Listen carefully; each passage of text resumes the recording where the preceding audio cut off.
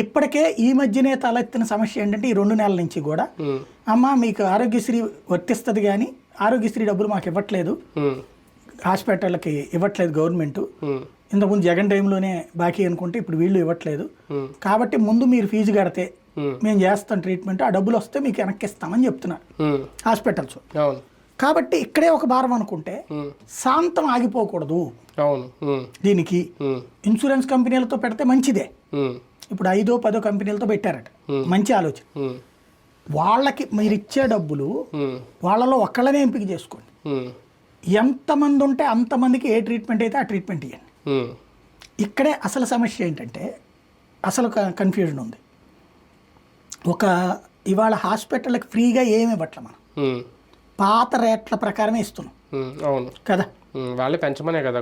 వాళ్ళు ఇన్సూరెన్స్ కంపెనీల లెక్క అయితే ఇప్పటి రేట్ ప్రకారమే ఇవ్వాలి. అప్పుడు డబ్బులు భారం అవుతుంది కానీ తగ్గదుగా. అంటే ఇన్సూరెన్స్ కంపెనీలు పెట్టుకుంటాయి కదా. ఎట్లా పెట్టుకుంటాయి? ఇన్సూరెన్స్ కంపెనీలు ఎందుకు పెట్టుకుంటాయి? అంటే బీమా చేయించేస్తే రేపు పొద్దున డిసీజ్ వస్తే ఇంక కంపెనీల దగ్గర భారం, ఇంకా ప్రభుత్వం మీద భారం ఏముంటుంది ఫైనాన్షియల్? ఎందుకు పెట్టుకుంటుంది అంటున్నా, మీరు డబ్బులు కడితే.